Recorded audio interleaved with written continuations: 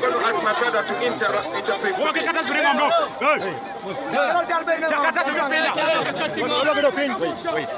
of Zambo! The people of Zambo! Ryan and Andy!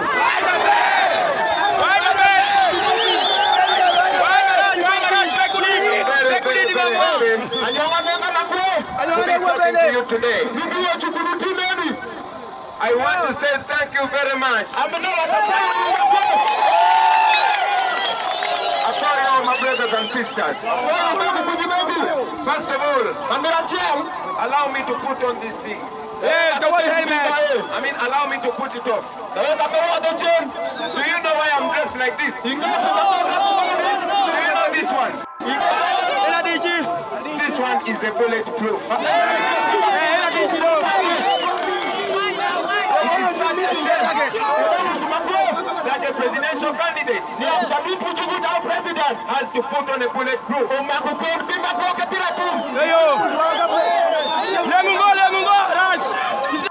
Because the people that are supposed to be protecting us are Ugandans.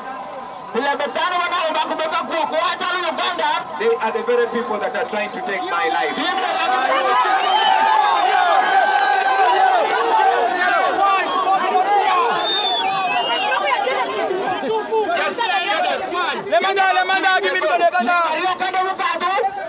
More than 200 Ugandans were killed and dead on the orders of Museveni.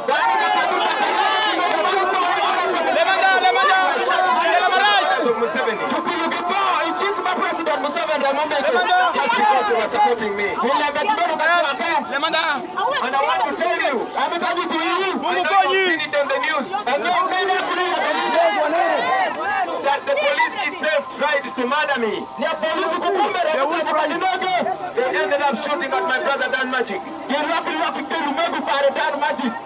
When I was in Jinja,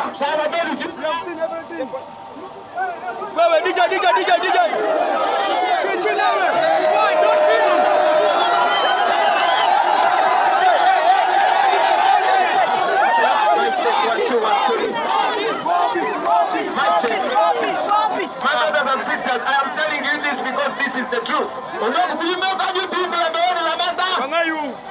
Whenever the police block the road and tell us to use another road that goes in the village, they are planning something dangerous.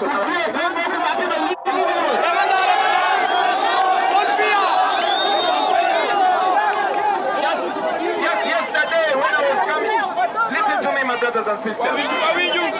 Just yesterday when we were coming from Kamuri going to Jinja, the police blocked the road and the main road and told us we have to use the remote road.